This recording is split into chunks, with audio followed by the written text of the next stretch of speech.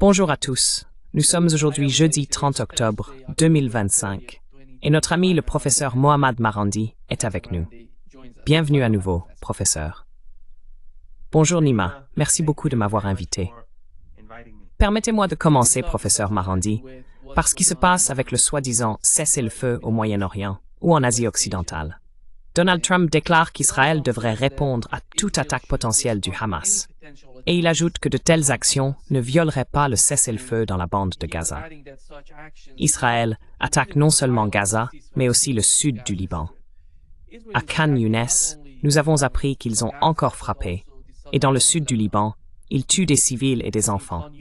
Hier, 140 enfants ont été tués, si je ne me trompe pas, par des attaques israéliennes. Que signifie donc ce mot « cessez-le-feu » ? Qu'est-ce que cela représente encore pour la région?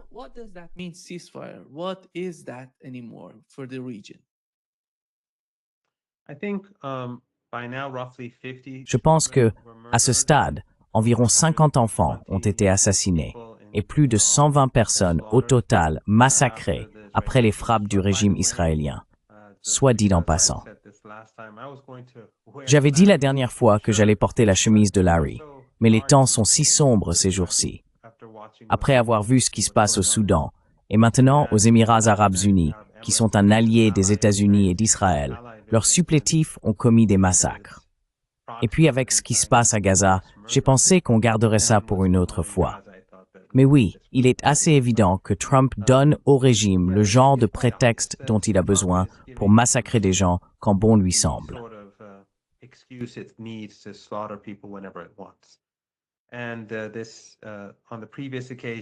Lors de la précédente occasion, ils ont dit que le Hamas avait tué ou attaqué leurs soldats. Il est ensuite apparu clairement que c'était un mensonge, que la voiture de ces soldats avait heurté une bombe laissée auparavant ou l'une de leurs propres munitions et qu'elle avait explosé.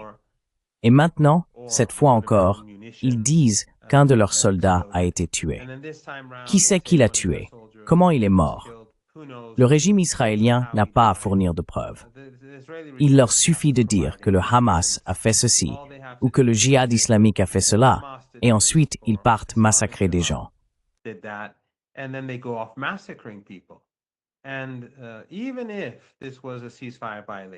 Et même si cela constituait une violation du cessez-le-feu, et il est clair que le Hamas et le djihad islamique n'ont aucune intention de violer le cessez-le-feu, c'est le régime israélien qui tue des gens quotidiennement, non seulement à Gaza, mais aussi au Liban, comme vous l'avez mentionné. Mais même si, hypothétiquement, le Hamas violait le cessez-le-feu, en réponse, les Israéliens ont assassiné près de 50 enfants. C'est ça, la réponse légitime. C'est un régime raciste soutenu par un establishment politique occidental raciste. Et les journalistes des grands médias occidentaux, ils sont racistes.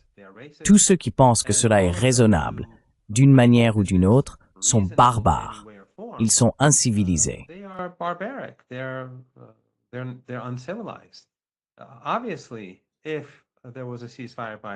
Évidemment, même s'il y avait eu une violation du cessez-le-feu, cela ne donne en rien au régime israélien la moindre justification pour massacrer des hommes civils, pour créer davantage d'orphelins qui devront grandir dans cette misère, ou pour abattre encore plus de femmes, laissant des enfants sans personne pour s'occuper d'eux, ni bien sûr pour tuer des enfants tout court.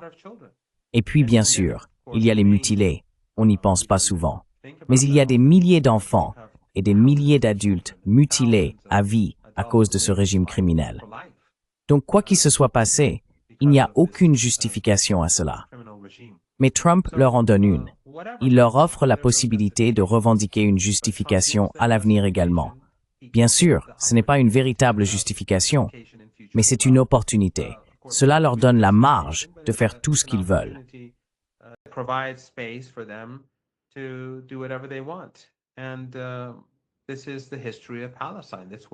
Et voici l'histoire de la Palestine. Voilà à quoi cela ressemble depuis 8 décennies. Mais la réalité, Nima, c'est que cela peut être un peu difficile à accepter pour certaines personnes. Mais ces morts entraînent la chute progressive du régime israélien. Car non seulement ce régime a mené 2 années d'Holocauste, non seulement il a réveillé le monde face à 8 décennies de génocide et de pratiques génocidaires, mais aussi, après le cessez-le-feu, il a montré au monde qu'il ne respecte pas les engagements pris envers la communauté internationale. Il continue d'empêcher la nourriture d'entrer à Gaza. Des enfants meurent de faim à l'heure où nous parlons. Des nourrissons sont privés de lait maternisé.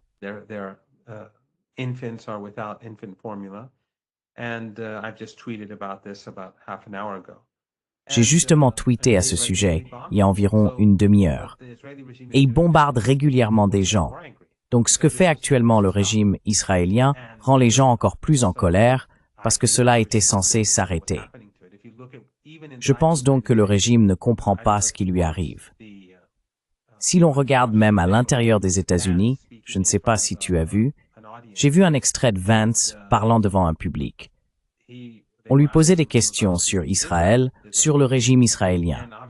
Et lorsque les gens ont applaudi ceux qui posaient les questions, alors que Vance donnait des réponses qui n'en étaient pas vraiment, je pense que ça montre à quel point la situation est mauvaise, même du côté conservateur aux États-Unis, parmi la partie de la population dite proche des républicains.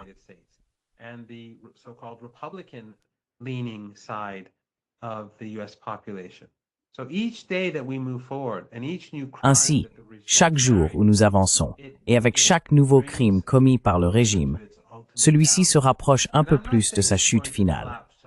Je ne dis pas qu'il va s'effondrer demain, ni la semaine prochaine, ni le mois prochain, ni même l'année prochaine, mais il se dirige dans cette direction. Il est méprisé dans le monde entier. Et c'est la même chose au Liban. Quand il ne bombarde pas Gaza, il bombarde le Liban.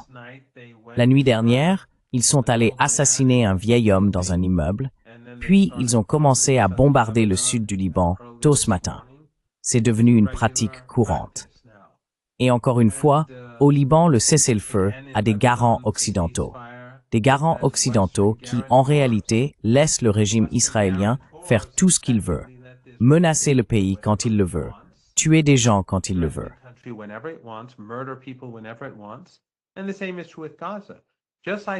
Et c'est la même chose avec Gaza.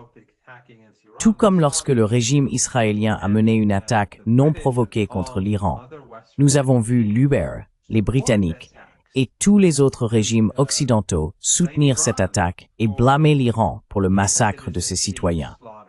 Lorsqu'ils ont massacré des gens dans des immeubles proches de l'endroit où nous vivons, où je vis en ce moment, tout près d'ici, ils ont frappé un bâtiment où 70 personnes ont été tuées juste pour en éliminer une seule.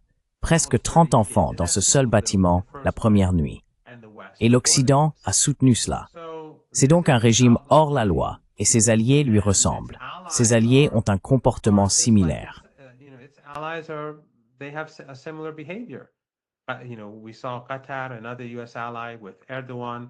Nous avons vu le Qatar, un autre allié des États-Unis avec Erdogan, et comment ils ont détruit la Syrie.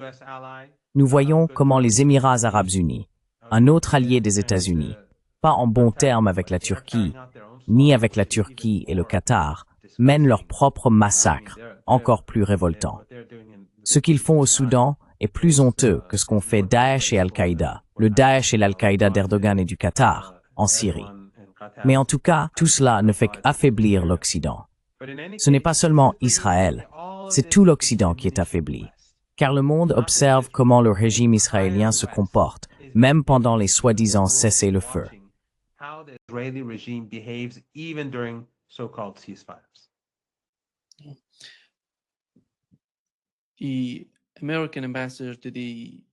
L'ambassadeur américain en Turquie a déclaré qu'il adressait un dernier avertissement au gouvernement libanais. Aujourd'hui, nous avons appris que des avions de chasse israéliens survolent le Parlement au Liban. Il semble qu'ils cherchent à envoyer un message de Washington, d'Israël, de Tel Aviv, au gouvernement libanais pour qu'il désarme le Hezbollah. Il a ajouté que si cela n'était pas fait, les Israéliens le feraient par la force. À mon avis, cela signifie qu'ils se préparent à combattre au sol s'ils décident d'aller dans cette direction. Qu'est-ce que cela implique pour le Hezbollah? Et dans quelle mesure le Hezbollah est-il prêt à cela?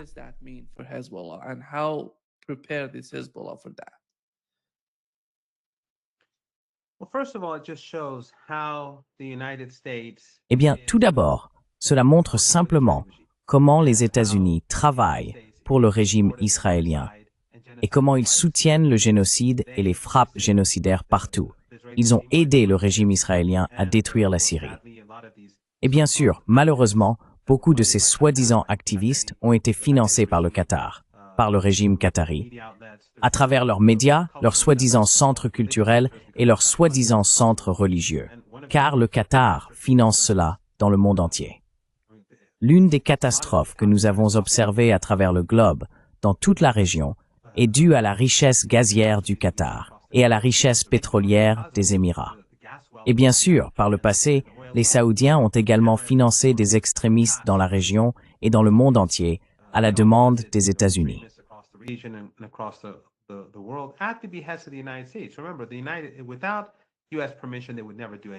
Souvenez-vous, sans la permission des États-Unis, ils n'auraient jamais fait tout cela. Par le passé, le Qatar a financé l'État islamique et Al-Qaïda, et ils ont utilisé des personnes à leur solde pour diaboliser le Hezbollah et Ansarullah au Yémen. Il faut se rappeler que le Qatar et Erdogan ont soutenu la guerre génocidaire saoudienne et émiratie au Yémen jusqu'à ce que leurs différends apparaissent. Ensuite, les Saoudiens et les Émiratis ont imposé un blocus au Qatar et ils se sont séparés, se retournant contre la politique saoudienne dans ce pays. Mais ils soutenaient tous le génocide. Le fait est que, à mesure que nous avançons, nous découvrons que ces militants qui affirmaient que cette révolution en Syrie était une révolution bénie et une révolution populaire avaient tort.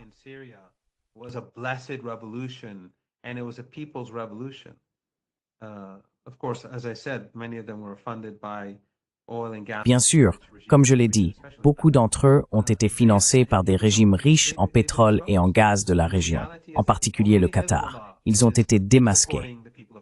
Et la réalité, c'est que seul le Hezbollah soutient le peuple de Palestine. Aucun de ces groupes takfiri financés par Erdogan et les régimes du Golfe Persique ne bouge le petit doigt. En fait, nous avons vu Abu Mohammed al-Jolani aux États-Unis, parlant à des sionistes, laissant des sionistes entrer en Syrie, partageant cette idylle avec le général Petraeus. C'était difficile à regarder, mais cela montre bien la vérité au monde entier, le rôle que joue le Hezbollah.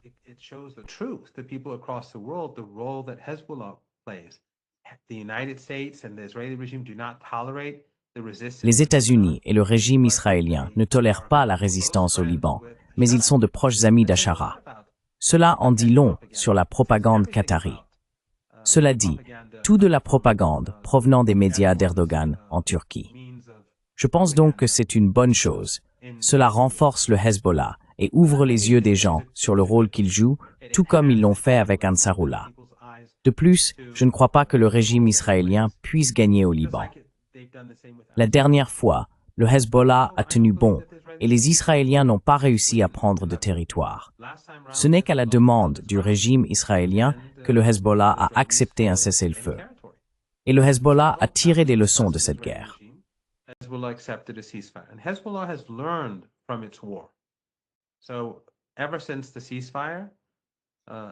Depuis le cessez-le-feu, il se prépare à un nouveau type de guerre, en tenant compte des capacités du régime israélien. Tout comme l'Iran, depuis la guerre de 12 jours et cette guerre d'agression contre l'Iran, les forces armées iraniennes se sont restructurées et ont repensé leur posture et leur stratégie militaire, en s'appuyant sur leurs points forts et en corrigeant leurs faiblesses. Et le public en Israël est fatigué de la guerre, tandis que le monde en a assez de ces guerres génocidaires. Cela va donc coûter très cher au régime. Mais en plus de cela, je pense que le régime devrait réfléchir très attentivement à toute agression contre le Liban, car l'Irak, le Yémen et l'Iran ne resteront pas silencieux.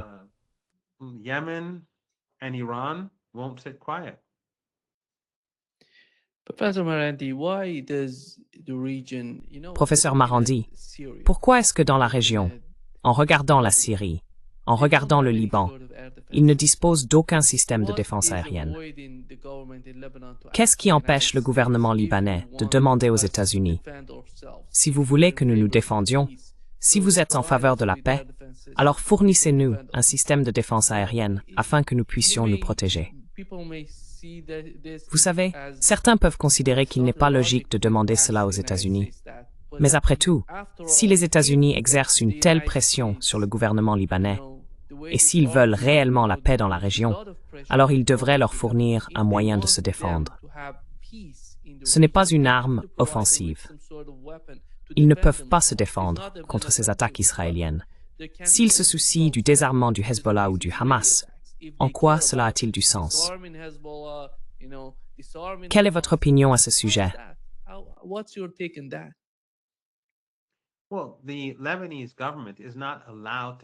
Eh bien, le gouvernement libanais n'a pas le droit de posséder de système de défense aérienne, et cela pour des raisons évidentes. Les États-Unis ne veulent pas qu'ils puissent se défendre, afin que le régime israélien puisse le bombarder quand il le souhaite, ou s'étendre à sa guise, prendre le sud du Liban, puis avancer vers Beyrouth, et ensuite vers le nord du Liban. Le plan consiste, en fin de compte, à prendre le Liban, et les États-Unis soutiennent cela. Personne ne devrait prétendre que les États-Unis ne soutiennent pas le projet du Grand Israël.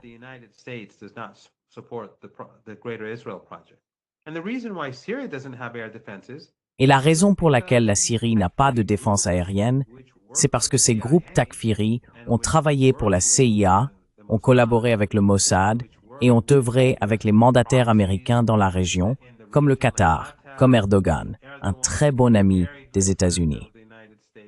Personne ne devrait prétendre qu'Erdogan soutient le peuple palestinien. C'est une plaisanterie.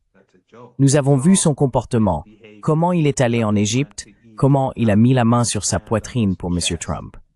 Non, tout cela est faux. C'est un allié de l'OTAN, un allié des États-Unis et un allié du régime israélien. C'est de là que vient leur carburant, après tout.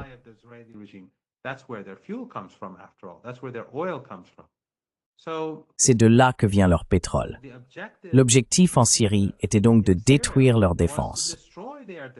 C'est pourquoi, lorsque les groupes Takfiri ont finalement pris certaines parties de la Syrie, ils ont assassiné tous les officiers qui géraient les défenses aériennes. Ils ne s'en sont pas pris qu'aux autres. Je veux dire, les responsables de la défense aérienne n'avaient rien à voir avec les Takfiris. Rien du tout. Les groupes Takfiri n'avaient ni avion, ni hélicoptère. Donc ils n'avaient aucune excuse. Je veux dire, s'ils avaient tué les pilotes, ils auraient au moins pu prétendre que ces pilotes bombardaient les Takfiri. Mais, quelle était la justification pour massacrer les officiers de la défense aérienne?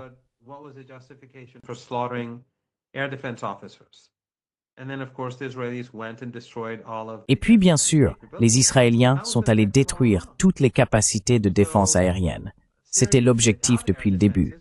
Ainsi, la Syrie se retrouve sans défense aérienne, parce que l'Occident et le régime israélien ne veulent pas qu'elle en dispose. Et Erdogan, qui a été un tyran et a massacré des Syriens depuis une quinzaine d'années, fait-il quelque chose à ce sujet? Non. Le régime israélien a l'avantage. Ils ont coopéré pour faire tomber le gouvernement syrien, mais maintenant le régime israélien a progressé en Syrie, prenant des territoires clés dans le sud. Le pays est en train de s'effondrer. La population est aujourd'hui bien plus mal en point, économiquement, qu'il y a un an. Et maintenant, elle n'a plus de défense aérienne, aucun moyen de se défendre.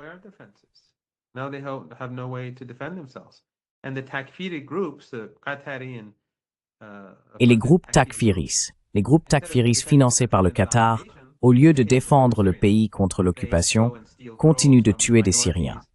Ils vont enlever des filles issues des minorités, ils tuent des membres de minorités, ils s'emparent de leurs maisons et ils privilégient ces combattants étrangers Takfiri. Voilà la Syrie d'aujourd'hui. Il est donc évident que les États-Unis veulent renforcer le régime israélien et fragmenter les pays qui l'entourent. C'est la même politique que nous voyons au Soudan. Le Soudan était, il y a quelques décennies, 3-4 décennies, le plus grand pays d'Afrique, un pays important pour le continent. Et d'abord, ils ont séparé le Soudan du Sud du reste. Et la situation actuelle au Soudan du Sud est pire qu'elle ne l'était avant la séparation du reste du Soudan.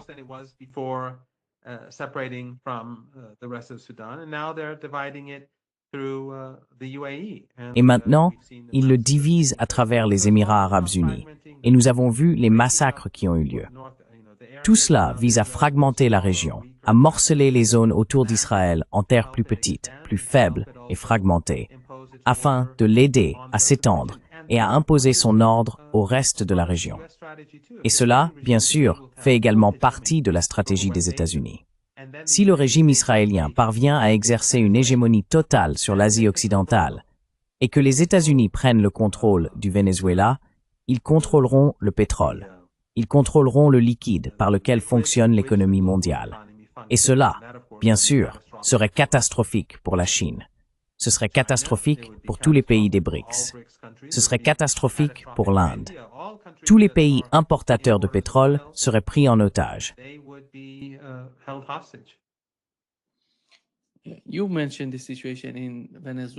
Vous avez mentionné la situation au Venezuela. Je pense que c'est particulièrement important, car ici en Amérique du Sud, en Amérique latine, les gens en parlent. Que se passerait-il? Beaucoup de ces personnes considèrent Rubio comme l'un des principaux décideurs dans cette direction lorsqu'il s'agit de la partie sud du continent américain. Mais en regardant le Venezuela, professeur Marandi, nous avons appris qu'hier et avant-hier, il y a eu des rapports selon lesquels le groupe Wagner serait peut-être au Venezuela pour les aider. On a également parlé de la présence de drones iraniens.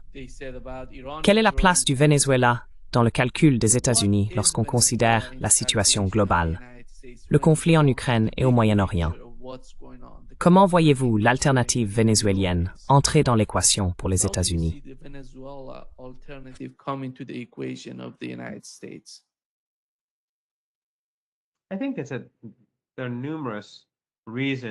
Je pense qu'il y a de nombreuses raisons à cette opération de changement de régime.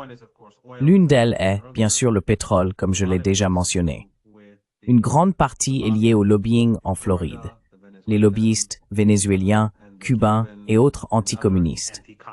Je suis allé plusieurs fois au Venezuela. Ce n'est pas un pays communiste, c'est un pays chrétien. Un pays avec des gens très accueillants et de magnifiques paysages. Il y a un secteur privé là-bas. Le gouvernement subventionne certaines parties de la population et aide les gens avec des subventions pour l'essence et d'autres formes d'aide et d'assistance aux plus démunis. C'est donc évidemment un pays orienté à gauche, mais en aucun cas un pays communiste. Et pourtant, les États-Unis lui sont hostiles. Et bien sûr, le trafic de drogue n'a vraiment rien à voir avec le Venezuela. Comme de nombreux experts l'ont expliqué, il provient du Mexique.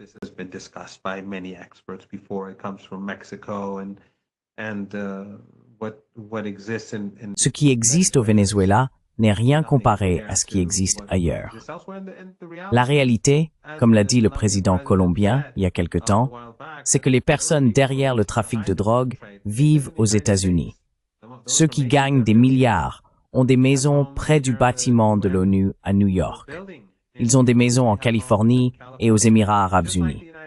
C'est là que se trouve le centre de financement du trafic de drogue dans notre région du monde. Les trafiquants de drogue de notre région vivent soit aux Émirats, soit ont leur compte bancaire. Il est clair que les Émirats arabes unis sont un allié des États-Unis. Il est donc évident que la question de la drogue n'est qu'un prétexte. Il est clair que le communisme et le socialisme sont des excuses. Dire que le Venezuela est une dictature, encore une fois, c'est absurde.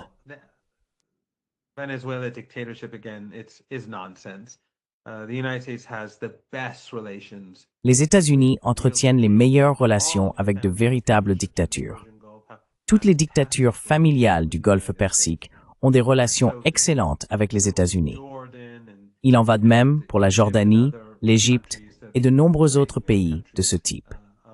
Ce sont des alliés clés des États-Unis. Donc il ne s'agit pas de tout cela, il s'agit d'hégémonie, de domination. Mais je ne pense pas que cela va fonctionner. Je pense que cela aura l'effet inverse. En fait, dans toute l'Amérique latine, les États-Unis ont réussi, dans une certaine mesure, à diaboliser le Venezuela au cours des dernières années. Et bien sûr, les sanctions ont nui à l'économie. Ils ont essayé d'étrangler le peuple vénézuélien, puis de dire au monde que le pays a échoué économiquement. C'est comme poser sa botte sur le cou de quelqu'un et ensuite se moquer « Pourquoi ne peux-tu pas respirer ?»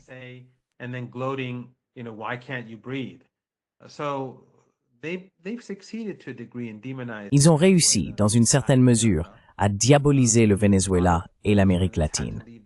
Beaucoup de Vénézuéliens ont dû quitter le pays à cause des sanctions et des difficultés qui en ont résulté.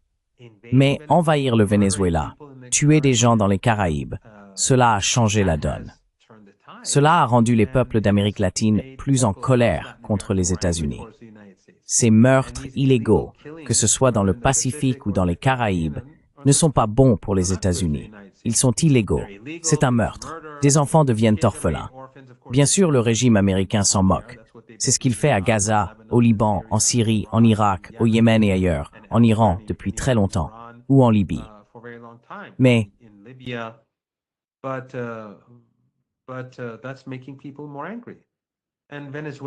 cela rend les gens encore plus en colère. Et le Venezuela, c'est un pays magnifique, plein de forêts et de jungles. Je veux dire, une partie de l'Amazonie se trouve au Venezuela, et c'est une région montagneuse. Les Vénézuéliens peuvent donc résister. Et d'autres personnes venues de toute l'Amérique latine qui veulent combattre l'occupation peuvent facilement se rendre au Venezuela. Occuper le pays serait très difficile pour les États-Unis et très coûteux.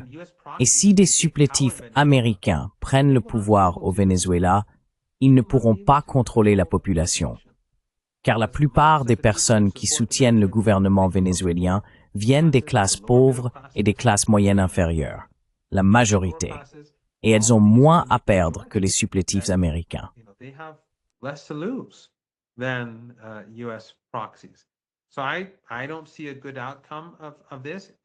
Je ne vois donc pas de bonne issue à cela, et cela va créer une autre crise migratoire, une nouvelle vague de réfugiés. Est-ce vraiment ce que veut le peuple américain? Il n'y a aucune logique derrière tout ça. Cela ne se terminera bien pour personne. Les États-Unis sont un régime agressif, un régime arrogant et agressif, et ils n'apprennent pas de leurs soi-disant erreurs ou crimes passés. J'espère que certains parviendront à convaincre la population américaine que c'est une très mauvaise idée, ce qui mettrait la pression sur Washington pour qu'il fasse une pause et y réfléchisse d'abord. Mais la route à venir, dans tous les cas, sera pleine du sang des innocents, car les Américains tuent régulièrement des Vénézuéliens aujourd'hui.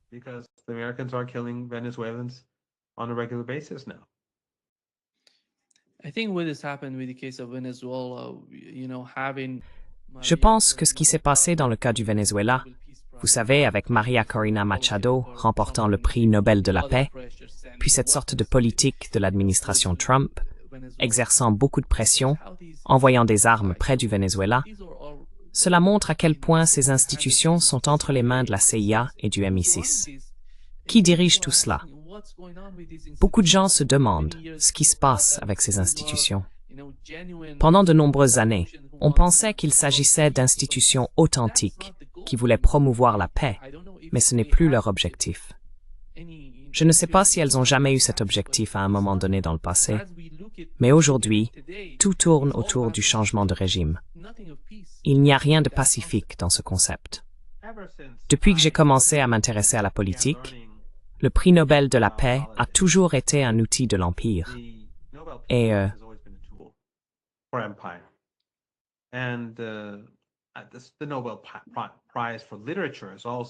le prix Nobel de littérature est aussi un outil de l'Empire. Je ne dis pas que tous ceux qui ont remporté un prix sont sinistres ou mauvais. Parfois, ils le donnent à quelqu'un qui le mérite vraiment.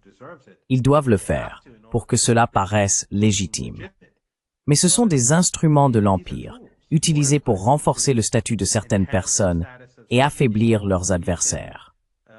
Si le prix Nobel de la paix était décerné à un responsable du gouvernement iranien, je verrais cela, et je penserais que cette personne devrait avoir honte.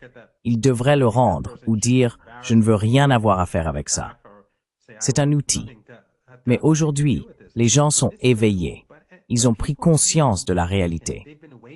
Par le passé, beaucoup d'Iraniens, surtout les libéraux, les riches et la classe moyenne supérieure, le camp pro-occidental, pas tous les libéraux ni toute la classe moyenne supérieure, mais vous voyez l'idée.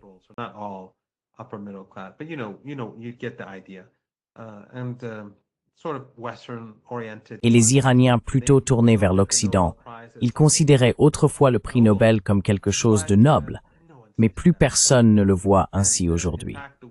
En fait, la manière dont ce prix particulier a été attribué à un artisan du changement de régime, allié du maniaque génocidaire en Palestine, Netanyahou, je pense que cela a révélé le vrai visage du prix Nobel de la paix. Et c'est une bonne chose.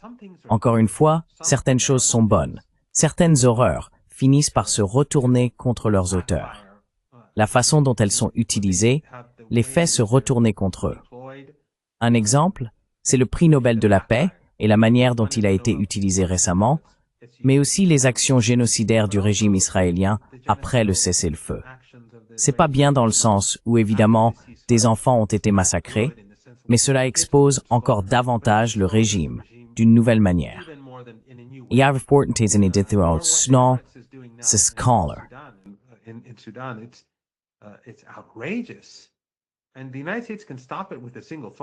Et les États-Unis pourraient y mettre fin d'un simple coup de téléphone.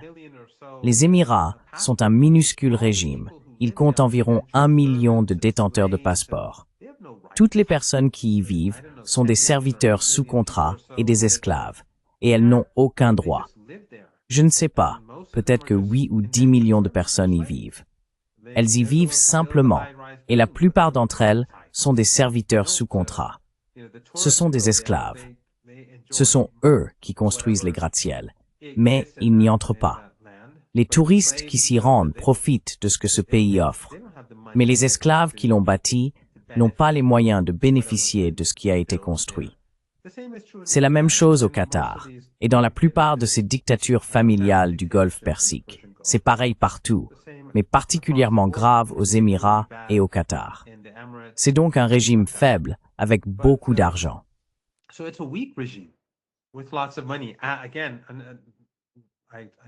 Encore une fois, j'ai évoqué Erdogan et la façon dont il a posé la main sur sa poitrine lorsque Trump l'a appelé son proche ami, celui qui était toujours là pour lui chaque fois qu'il en avait besoin.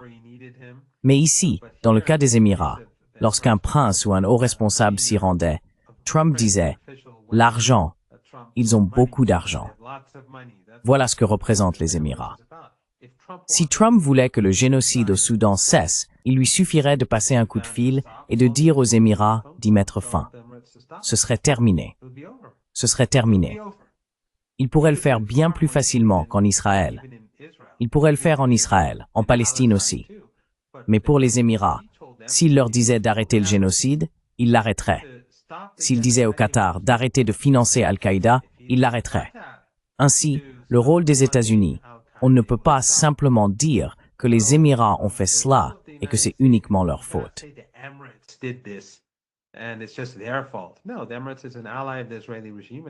Non, les Émirats sont un allié du régime israélien, un allié des États-Unis. Et par conséquent, ce qui se passe au Soudan est lié à l'Empire occidental. Toutes ces choses dont nous avons parlé, au bout du compte, que ce soit au Venezuela, au Soudan, au Liban ou à Gaza, tout cela a à voir avec l'Empire occidental qui s'effondre, mais devient plus ouvertement impitoyable. Les outils dont il dispose, y compris ces outils de puissance douce, sont tous mis à nu pour ce qu'ils sont. Que ce soit le prix Nobel ou les médias occidentaux qui depuis 2 ans sont restés silencieux face au génocide ou l'ont justifié. Tout a été révélé.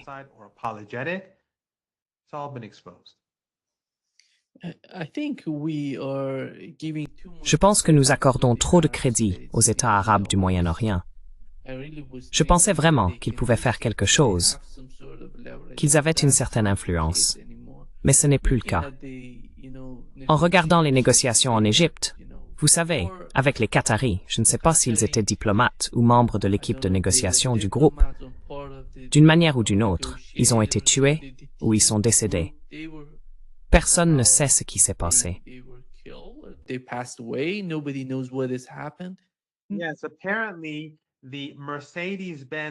Oui, apparemment, le fourgon Mercedes-Benz dans lequel il se trouvait, le volant, d'après ce qu'on disait à l'époque, a mal fonctionné. Oui, bien sûr. Un fourgon Mercedes-Benz transportant des diplomates et le volant aurait mal fonctionné. Je ne dis pas, tu sais, qu'ils ont été assassinés, Mais c'est comme pour Charlie Kirk. La version officielle n'est clairement pas vraie. Cette version officielle n'est clairement pas vraie. Donc, la première chose qui vient à l'esprit, c'est tu étais assassiné.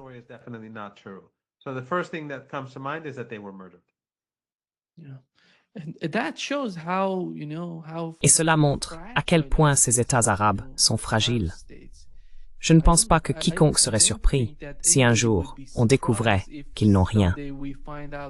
Je ne sais pas si tu as vu le reportage de la BBC sur l'un de ces États arabes.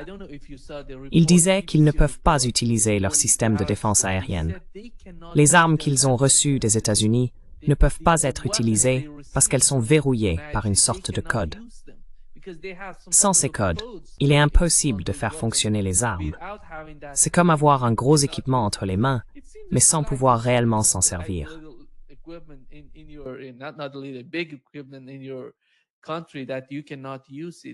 Si vous ne pouvez pas utiliser les armes quand vous en avez besoin, à quoi bon les acheter à l'Occident, aux États-Unis?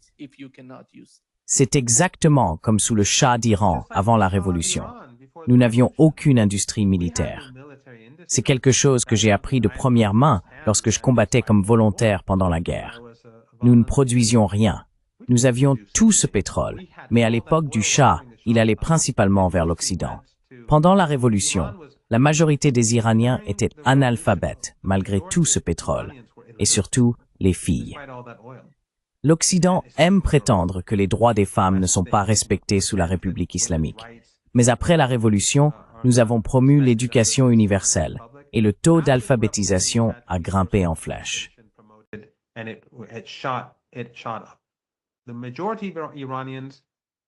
La grande majorité des Iraniens étaient analphabètes à l'époque du Shah, et les femmes plus encore que les hommes. Et de nombreuses grandes villes d'Iran, je ne parle pas de Téhéran, d'Ispahan ou de Shiraz, mais de beaucoup d'autres grandes villes à travers le pays, n'avaient ni électricité, ni eau courante, ni gaz. Quand j'étais à la guerre, tu sais, j'allais dans les provinces, et dans l'une des villes où j'ai passé beaucoup de temps, ou près de cette ville, la moitié de la population n'avait jamais eu d'eau courante. C'était la réalité de l'Iran. Pendant ce temps, l'Iran dépensait des milliards de dollars pour acheter des armes américaines, au lieu de construire les infrastructures nécessaires pour produire les siennes. Ils avaient des dizaines de milliers de conseillers américains, et les Iraniens n'étaient même pas autorisés à toucher aux armes, en particulier, par exemple, les F-14.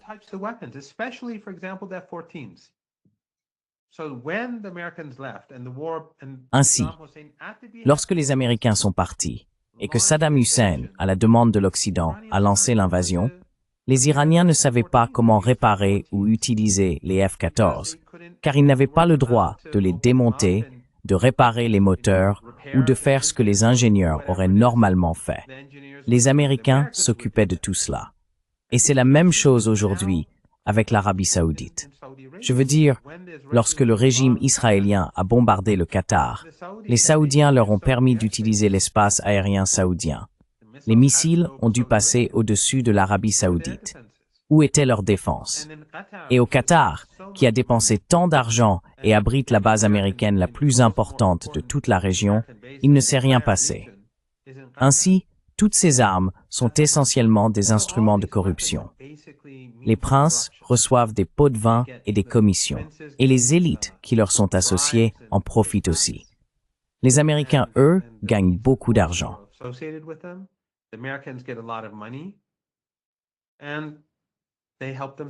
Et ils les aident à rester au pouvoir. Pour la Coupe du Monde au Qatar, certains disent, je ne connais pas le chiffre exact, mais j'ai entendu dire que jusqu'à 200 milliards de dollars y avaient été dépensés. Construction d'un métro, de bâtiments, d'hôtels, et ainsi de suite. J'y étais juste avant la Coupe du Monde. Ils construisaient partout, à gauche, à droite, au centre. Mais une fois que c'était fini, tout était vide. C'était donc un gaspillage de milliards et de milliards de dollars. Mais qui a touché l'argent? Les entrepreneurs liés à des sénateurs américains, à des responsables occidentaux, à des élites occidentales, et bien sûr aux élites et princes qataris, et ainsi de suite. C'est comme ça que ça fonctionne. Ils sont liés à l'Occident et ils continueront à l'être. Ce ne sont pas seulement les régimes arabes, ce sont tous ces régimes qui ont participé au cirque en Égypte. Ce qu'ils ont tous fait, avant tout, c'est remettre ce plan de paix à Trump. What they all did, first of all, they gave this peace plan to Trump. Trump changed it, and Trump l'a modifié et ils l'ont soutenu. Un plan de capitulation unilatéral. Heureusement, la résistance a mené un jeu politique sophistiqué et a réussi à empêcher les États-Unis d'utiliser ce plan de paix pour détruire Gaza, pour s'emparer de Gaza et pour provoquer la capitulation du peuple palestinien. Mais ces dirigeants, tous ceux qui sont allés en Égypte, ont essentiellement blanchi le génocide. Ils ont blanchi le rôle de Trump dans le génocide. Ils attendaient tout leur tour pour être humiliés par Trump. Ils ont trahi la cause palestinienne.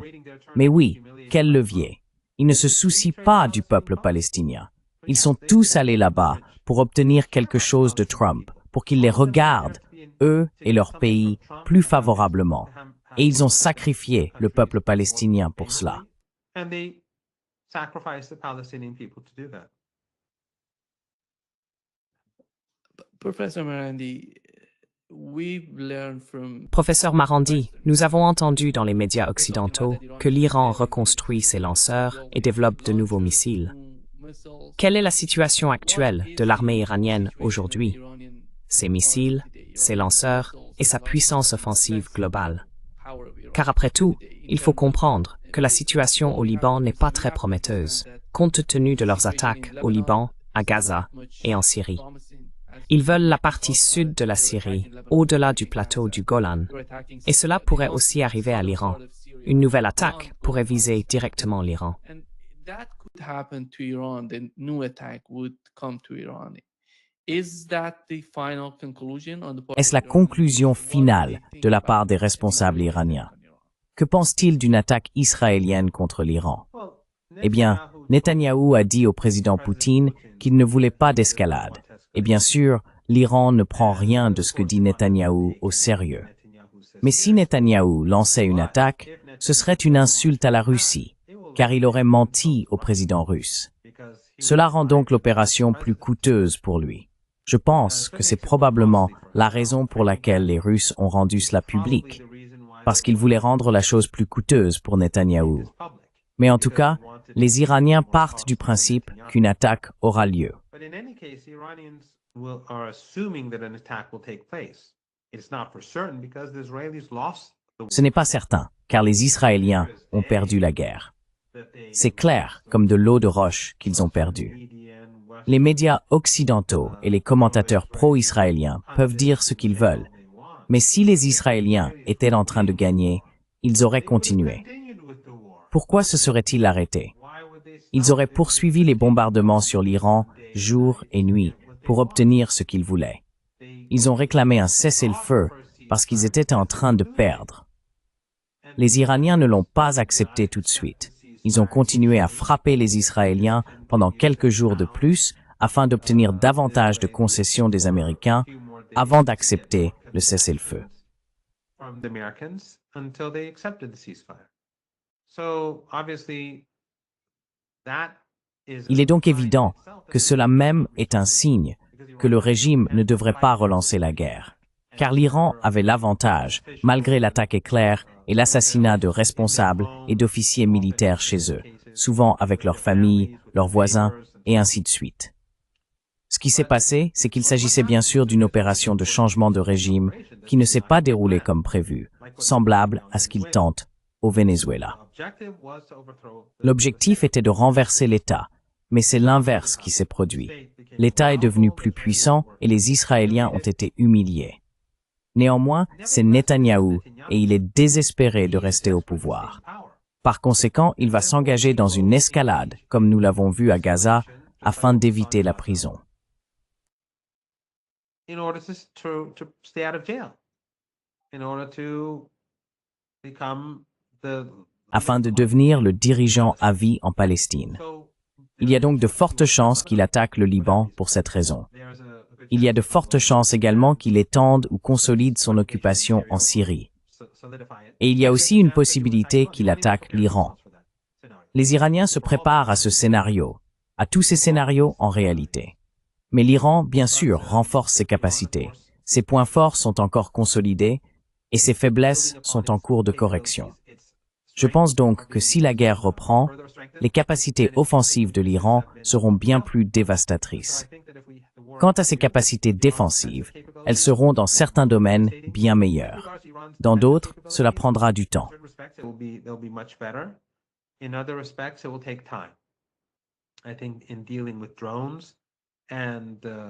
Je pense qu'en ce qui concerne les drones et les agents du régime israélien, car rappelons-le, Daesh, Al-Qaïda et ses groupes affiliés à Al-Qaïda ont toujours été au service des agences de renseignement occidentales.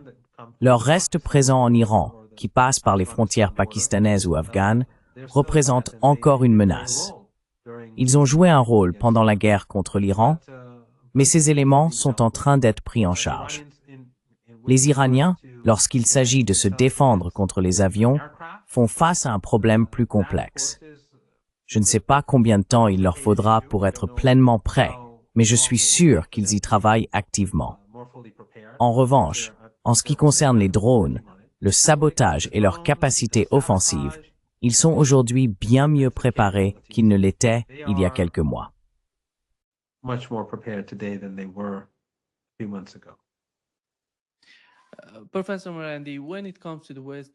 Professeur Marandi, lorsqu'il s'agit de la partie centrale de l'Asie, je pense qu'il s'agit d'une région clé pour la Russie et pour le partenariat stratégique entre l'Iran et la Russie.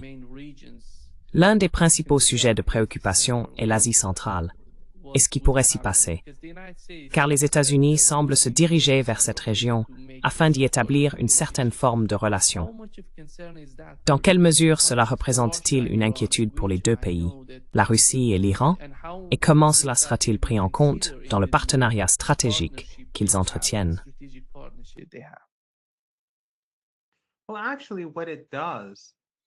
Eh bien, en réalité, ce que cela fait, c'est renforcer. C'est l'une des raisons pour lesquelles les liens entre l'Iran, la Russie et la Chine se resserrent.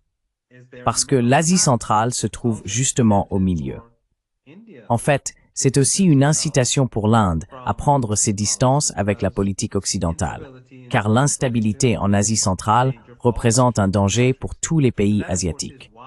Et c'est bien sûr pourquoi l'Occident, par l'intermédiaire du Qatar et auparavant de l'Arabie saoudite et d'autres dictatures riches en pétrole et en gaz, ainsi qu'Erdogan, a créé cette armée de Takfiri en Syrie. Il y a de nombreux milliers de citoyens chinois en Syrie. Il y a des milliers et des milliers de terroristes d'Asie centrale en Syrie. Il y a des personnes venant d'Iran, du Pakistan, de l'Inde et d'ailleurs.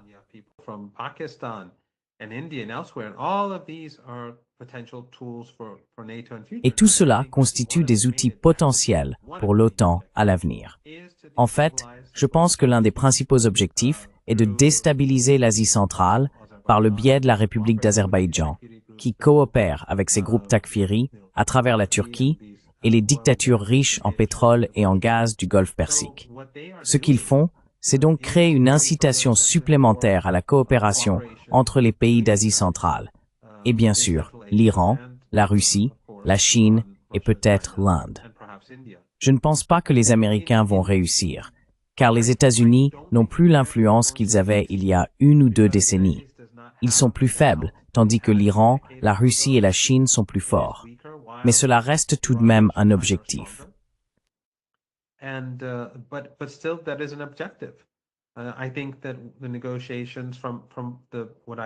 Je pense que les négociations, d'après ce que j'ai vu jusqu'à présent, entre Trump et le président Xi, montrent que les États-Unis n'ont pas l'avantage. Et les pertes liées aux événements qui se déroulent en Ukraine montrent également que l'Occident n'a pas l'avantage là-bas non plus. La destruction de l'image du régime israélien et de ses alliés occidentaux aux yeux du monde, ainsi que la force que l'Iran a démontrée pendant la guerre de 12 jours. Rien de tout cela ne se passe bien pour l'Occident. Cela ne profite en rien aux États-Unis. Je pense que, lorsqu'on observe ce qui se passe sur tous ces fronts, il n'y a pas de véritable incitation dans les capitales des pays d'Asie centrale à choisir les États-Unis plutôt que leurs voisins du Nord, de l'Est, de l'Ouest et du Sud. to the east and to the west and south. Yesterday, Pete Hegseth, the US Hier, Pete Hack a déclaré que le secrétaire américain à la guerre, enfin, c'est comme ça qu'on l'appelle maintenant, a affirmé que la situation sécuritaire autour du Japon et dans la région restait grave. Professeur Mann, quelle est votre compréhension de la situation entre la Chine, le Japon et la Corée du Sud? Ils essayent de maintenir leur influence sur le Japon. Ils ont déjà une certaine emprise sur le gouvernement là-bas. Mais pensez-vous qu'enfin, la Chine et le Japon pourraient trouver une forme de partenariat qui pourrait, disons, façonner l'atmosphère dans la région et favoriser une coopération plus étroite? Après tout, je pense que cela profiterait à l'ensemble du concept d'un monde multipolaire et multinodal. Quelle est votre opinion à ce sujet? Multinodal world. What's your take on that? Well, the United States has not shown itself to be a friend of Japan. Eh bien, les États-Unis ne se sont pas montrés comme un ami du Japon. Ils essayent bien sûr de le forcer à payer pour l'industrie et pour la construction d'infrastructures aux États-Unis. Mais aussi, par le passé, l'accord du Plaza a été un accord clé qui a empêché le Japon de croître et l'a poussé vers le déclin. Il y a des décennies, lorsque le Japon était en pleine ascension, c'était en quelque sorte une petite Chine à l'époque. Il connaissait une croissance très rapide et les Américains y ont mis un terme. Les intérêts du Japon sont d'entretenir de bonnes relations avec la Chine, cela ne fait aucun doute. Mais les Américains exercent une emprise très forte. C'est un peu comme ce que l'on voit dans la région du Golfe Persique. Ces dictatures familiales ont intérêt à entretenir de bonnes relations avec l'Iran. Elles prospéreraient si elles avaient de meilleures relations avec l'Iran. Mais les Américains, depuis de nombreuses décennies, essayent de les monter contre l'Iran. Et c'est ce que les Américains essayent aussi de faire avec les pays voisins de la Chine.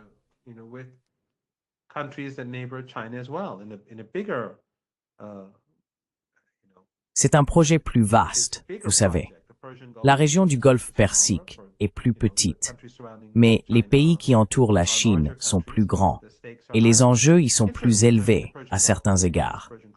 Je veux dire, dans le Golfe Persique, les enjeux sont très importants, car c'est de là que provient une grande partie de l'énergie mondiale. Mais le Japon, vous savez, j'ai été invité une fois en Corée du Sud en tant qu'universitaire. Le ministère sud-coréen des Affaires étrangères m'a invité et m'a permis d'emmener 3 personnes avec moi en tant que délégation. J'ai choisi un collègue et 2 employés du ministère iranien des Affaires étrangères nous ont accompagnés. Nous avons visité la Corée du Sud pendant 3 ou 4 jours et finalement, nous avons eu une réunion avec un haut responsable du ministère des Affaires étrangères, les personnes qui m'avaient invité. C'était la seule fois où je dirigeais réellement une délégation. Donc nous étions d'un côté de la table et ce haut responsable avec ses collègues de l'autre.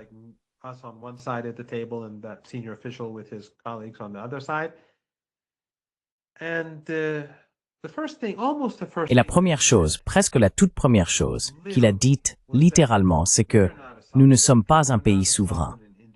Nous ne sommes pas un pays souverain et indépendant. Je paraphrase, mais c'est à peu près exactement ce qu'il a dit. Nous ne sommes pas un pays indépendant. C'est un fait. Je voulais aborder des questions concernant l'Iran et la Corée du Sud, leurs relations, mais en gros, ce qu'il disait lors de cette réunion, c'était « Écoutez, je suis tout à fait d'accord avec vous. Nous devrions avoir d'excellentes relations, mais nous n'en avons pas le droit. La Corée du Sud se sacrifie pour les États-Unis.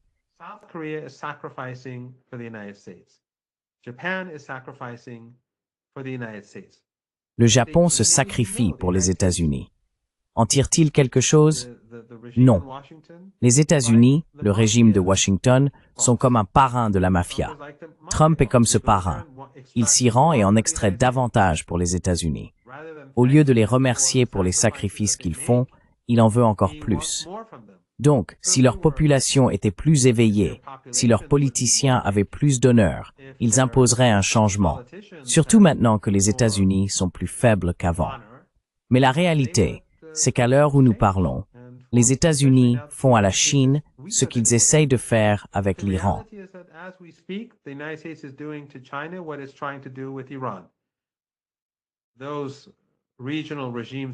Ces régimes régionaux, qui sont ses proxys, ses clients ou ses alliés, appelez-les comme vous voulez, essayent de se mobiliser contre la résistance, l'axe de la résistance en Iran, au lieu de se mobiliser contre le régime israélien.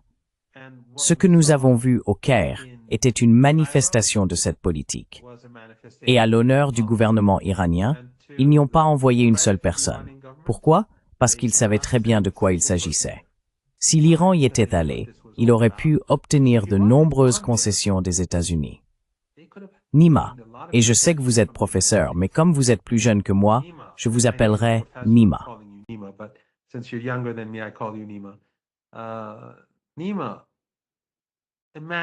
Nima, imagine en coulisses. Si l'Iran avait dit aux Américains, « Écoutez, nous sommes prêts à envoyer le ministre des Affaires étrangères. Le président est prêt à y aller. Dieu nous en garde.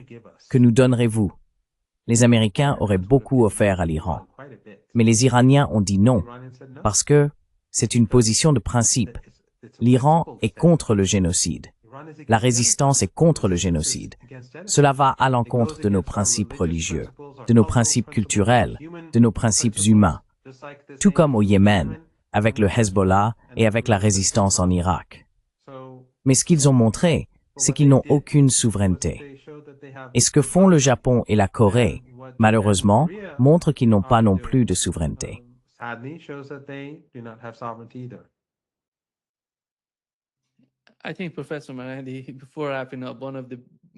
Je pense, professeur Marandi, qu'avant de conclure, l'un des principaux problèmes des États-Unis, en particulier avec l'administration Trump, est qu'ils ne comprennent pas cela. Ils ne connaissent pas ces valeurs, ces principes moraux. Ils ne les saisissent tout simplement pas. Ils n'en ont aucune idée. Dans leur esprit, tout repose sur les transactions. Comment ils peuvent en tirer profit? Comment ils peuvent gagner? Toute leur idéologie est fondée sur les transactions. Regardez la politique étrangère des États-Unis. Partout où il va, il reçoit de l'or ou une sorte de cadeau.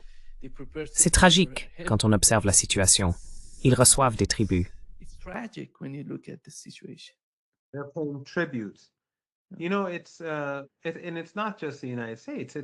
Vous savez, il ne s'agit pas seulement des États-Unis, c'est aussi cette région. Le régime qatari fait partie de ces régimes. Par le passé, les Saoudiens étaient très actifs, même s'ils le sont moins récemment.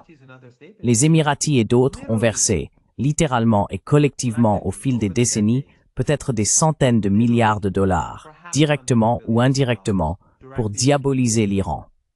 Mais au final, tout comme l'Occident, ils l'ont fait à leur manière. À travers leurs médias, leurs soi-disant think tanks, leurs centres religieux, et ainsi de suite, dans toute la région et à travers le monde depuis des décennies. Pourtant, au bout du compte, aucun d'entre eux n'a levé le petit doigt pour le peuple palestinien.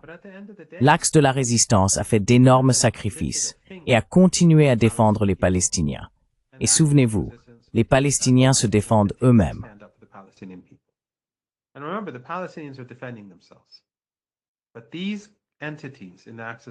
Mais ces entités de l'axe de la résistance se sacrifient pour un autre peuple. Chacune d'elles pourrait conclure un accord, mais elles ne le font pas, et elles savent qu'elles en paieront le prix. Mais ce sont des êtres humains. Elles ont de la dignité, elles ont de l'honneur. Leurs principes religieux ne leur permettent pas de faire cela. Et ce n'est pas seulement une question de « Eh bien, je disais justement cela l'autre jour. Je ne me souviens plus à qui je l'ai dit. Ah, maintenant je me souviens. Bref, j'ai dit ça il y a quelques jours, peut-être hier, à quelqu'un. Si les Palestiniens de Gaza, eh bien, une grande partie de la propagande anti-iranienne a été diffusée auprès du peuple de Gaza pendant des décennies, mais cela n'a pas empêché l'Iran de soutenir la Palestine. Et le Qatar et la Turquie ont essayé, vous savez, d'encourager certaines personnes au sein de l'aile politique du Hamas à prendre leur distance avec l'Iran et même à devenir hostiles envers l'Iran.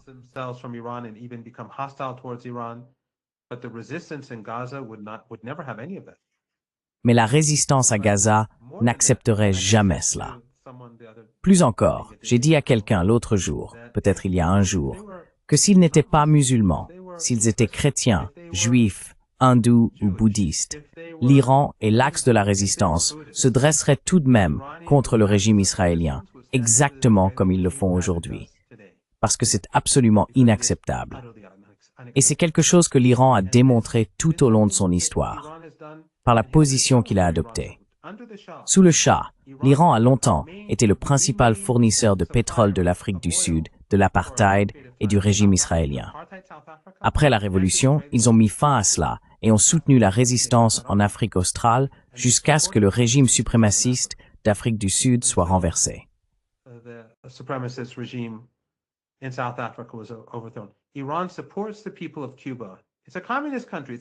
L'Iran soutient le peuple cubain. C'est un pays communiste. L'État y est anti-religieux, contrairement au Venezuela d'ailleurs. Mais l'Iran l'a soutenu parce qu'il est victime de l'Empire. C'est donc une conviction religieuse et culturelle pour nous de soutenir les opprimés. Nous en avons déjà parlé, je crois, il y a plusieurs mois, pendant Muharram et Ashura et l'histoire de l'imam Hussein. Mais quoi qu'il en soit, le fait est qu'ils ont diabolisé l'Iran pendant des décennies. Pourtant, au bout du compte, l'Iran a été un soutien essentiel du peuple cubain, du peuple vénézuélien, du peuple sud-africain et bien sûr du peuple palestinien, ainsi que du peuple syrien contre ces groupes takfiri, vous savez, ces groupes violents.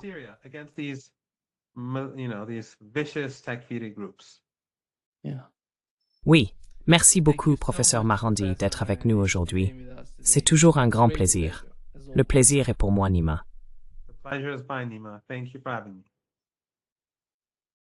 Merci de m'avoir invité.